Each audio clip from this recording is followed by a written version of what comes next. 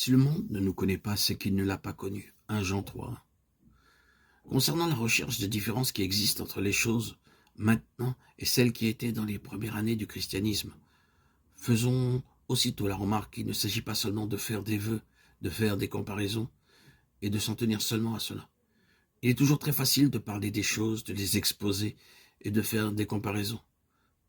Mais ce n'est pas très adroit de faire cela. Et ce n'est d'aucun profit.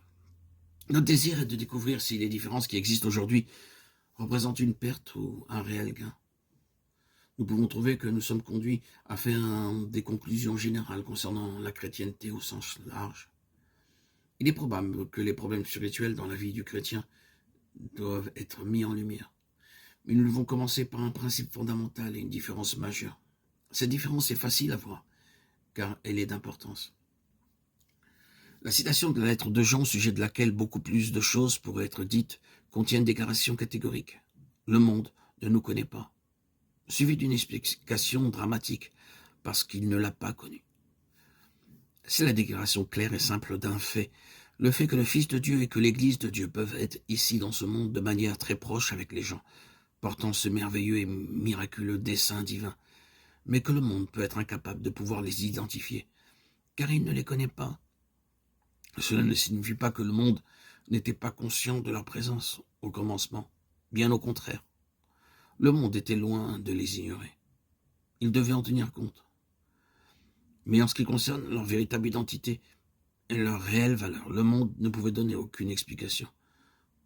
De temps à autre, le monde qui veut tout réduire à une formule, à une étiquette ou à un nom, faisait des tentatives pour essayer de condenser ce qui était impénétrable dans un mot, une expression ou un surnom. Il forgeait des termes et qualifie tout cela de chrétiens, de gens, de la voix ou de sectes. C'est la manière d'agir du monde. Il doit réduire l'infini, l'éternel, afin de pouvoir le mesurer à l'étalon de son propre esprit. Mais la question qui est vitale pour nous, c'est de savoir si cette position d'incognito était un gain ou une perte.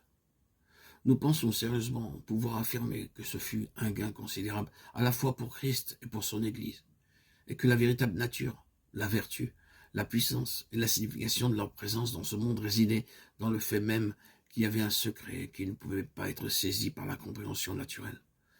Beaucoup désiraient percer le secret de ces gens et de se l'approprier. Ils étaient conscients qu'au cours de cette expérience, il y avait un divin miracle dans lequel résidait la force de Christ et de l'Église. Ce mystère intriguait, déroutait, irritait le monde ou le rendait nostalgique. La chair et le sang ne pouvaient pas révéler ce mystère. Mais seul le Dieu Tout-Puissant. Déclarer que le monde ne nous connaît pas, ce n'était pas une plainte, ni un constat de défaite, ni la confession de quelque chose qui n'allait pas bien en eux. Ils étaient désolés pour le monde et non pas pour eux-mêmes. Leur puissance résidait dans cette différence fondamentale. Quand nous voyons que cette distinction s'estompe en échange d'une position dans le monde, posons-nous la question. L'Église ou le christianisme ont-ils réellement gagné par cet échange? Maintenant, la chrétienté recourt à des moyens par lesquels elle pourra avoir une position, la reconnaissance, le prestige, afin que le monde puisse plus facilement la comprendre. Et pour permettre cela, elle doit avoir des noms, des titres, des honneurs. À moins que les chrétiens ne soient conformes à ceci, n'appartiennent à cela, ne prennent un nom et n'expliquent ce qu'ils sont suspects et étrangers, et sans aucune position. Peu importe d'ailleurs leur valeur spirituelle. La secte devient un surnom, une expression de dédain, comme dans les temps apostoliques. À partir de cette attitude, l'influence de la chrétienté s'est accrue, elle a grandi. Mais cette question oppresse beaucoup d'esprits sérieux et honnêtes.